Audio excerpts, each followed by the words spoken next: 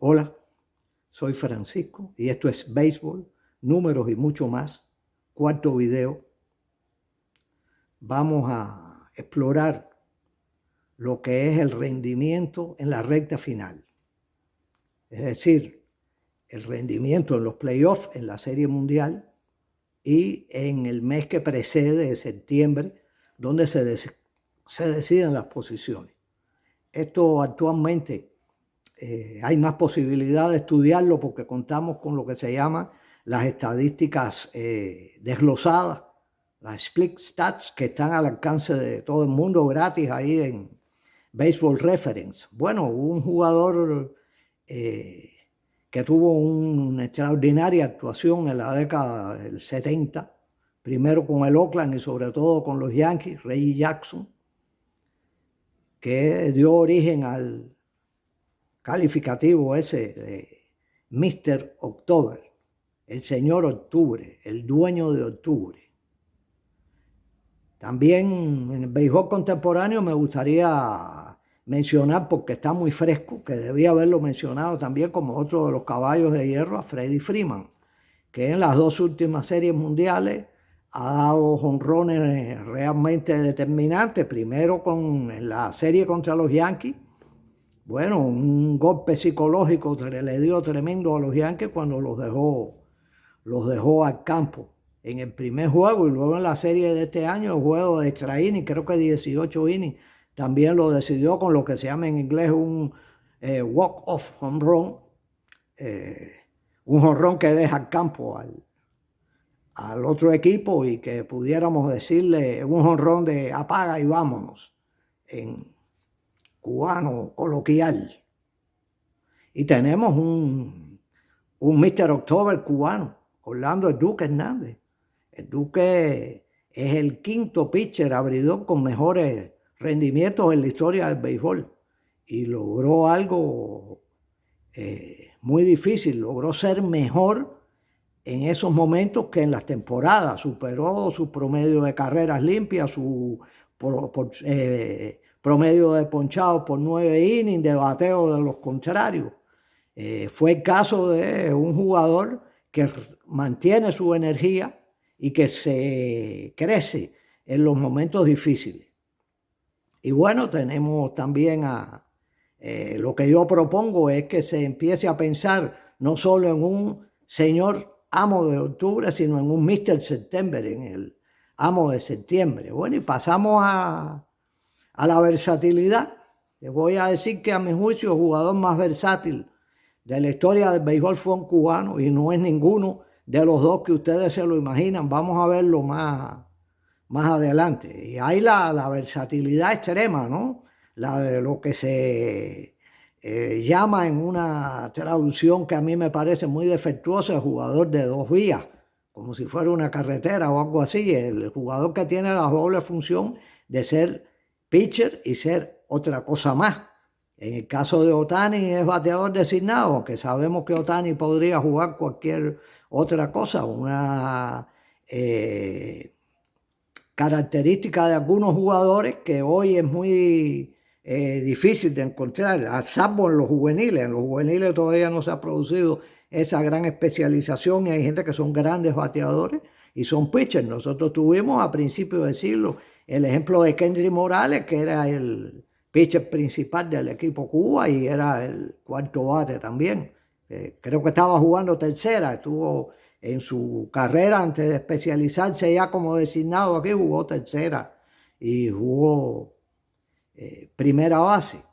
El caso de Ohtani, claro, atreverse a hacerlo ahora es difícil, la carga de entrenamiento doble, hay que ser realmente un personaje excepcional, pero bueno, vamos a hablar de jugadores que juegan diferentes posiciones. Esta es una propiedad de la que se han valido mucho los Dodgers. No solo son un equipo con una inmensa bolsa, un banco con una bóveda irrompible, sino que además han tenido una estrategia de constitución de los equipos muy importante y han tenido jugadores que juegan varias posiciones muy útiles. Tuvieron uno que ya no está con ellos, Chris Taylor, que se desenvolvía a shortstop, center field, muy bien.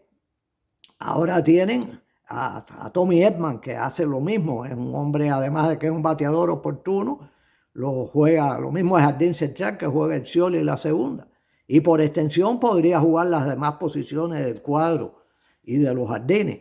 Tenemos el caso de Mookie Betts, que es un caso, yo lo considero problemático. Mookie Betts, uno de los mejores, si no el mejor jardinero derecho del béisbol, lo convierten en shortstop.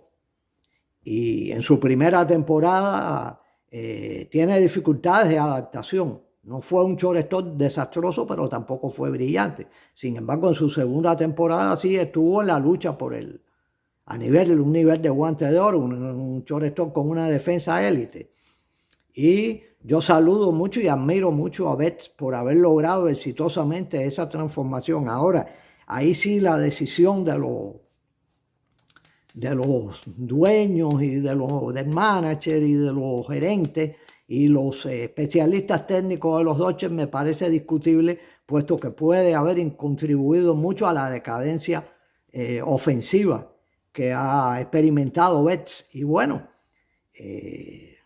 nadie puede ignorar a otro pelotero de los Dodgers, nuestro Quique Hernández, que es una especie también de Mr. October, un hombre que rinde mucho más en los playoffs y en las series mundiales y además juega cualquier posición. Yo creo que si hay que pichar, pichea, catcher, y si los Dodgers tienen un reto para un juego de fútbol, es capaz de asumir la portería. Y llegamos a un territorio complicadísimo, el territorio de lo que yo enfoco como edad y trayectoria. Aquí vemos los números y mucho más. Vamos a verlo primero por números. Edad, bueno, la más temprana posible. Un jugador de 22 años se supone que tiene mucho más tiempo para desarrollarse, tiene mucho más futuro. Parece muy sencillo que otro jugador un poquito mayor.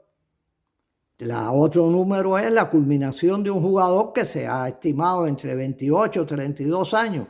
Yo creo que con los adelantos de la medicina y de la técnica y, por ejemplo, la forma en que se maneja el picheo, que se cuida a los peloteros, puede llegar bien a los 34 o 35. Y tenemos el concepto de la trayectoria. Va a haber una trayectoria teórica, una trayectoria supuestamente normal, digamos, de 5 años de aprendizaje. Podía ser una parte en las menores, pero bueno, vamos a suponer que sean 5 años en las mayores hasta que el pelotero se estabiliza y otros 5 años de madurez y una etapa de declive que va a venir después. En esa etapa de madurez puede incluir un gran pico o puede ser una madurez más estable, tipo meseta. Bueno, estos son los números.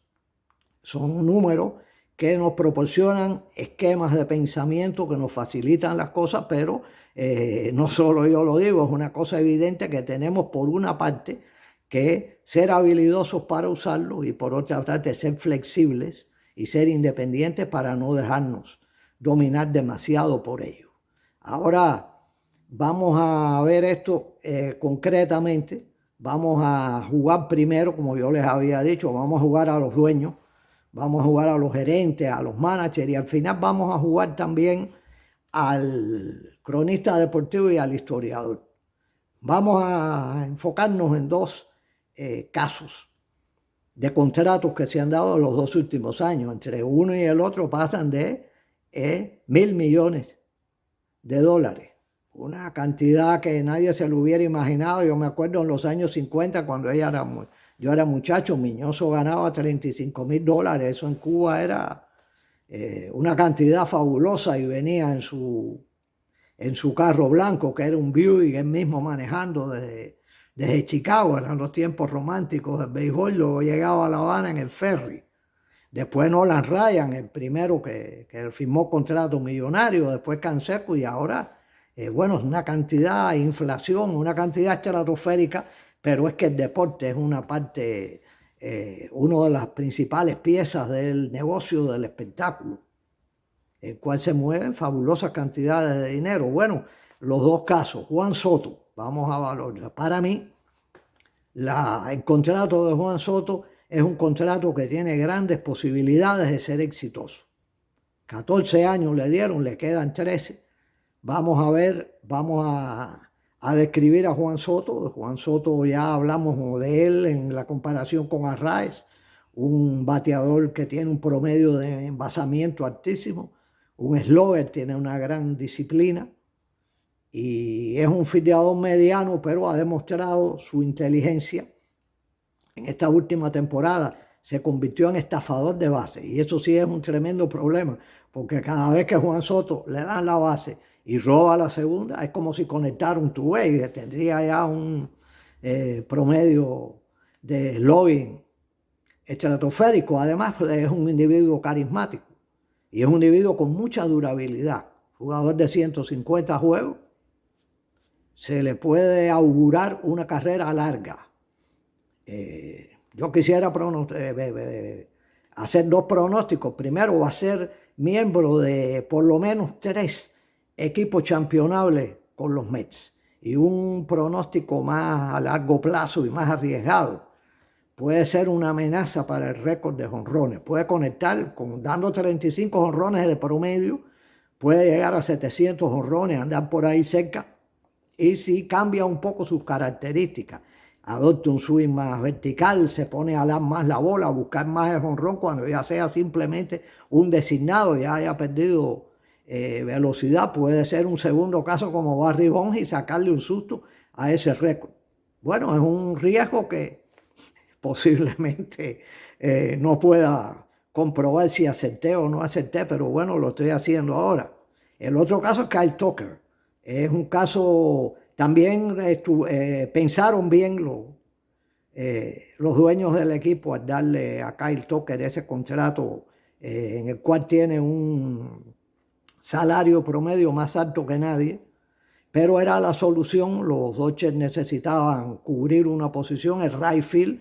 Tucker ha decaído algo, pero sigue siendo un mejor right field que Teóscar Hernández y es un bateador muy consistente. Es un hombre que tiene un punto débil que ha sido en las últimas temporadas falta de durabilidad. Se está lesionando, se está enfermando y bueno, los Dodgers se arriesgaron. Si sigue en esa línea, pues lo que le van a pagar es durante 4 años. Le van a pagar mucho dinero, pero la ocupación en la plantilla va a ser solamente de 4 años. Ahora, me gustaría pasar a las trayectorias.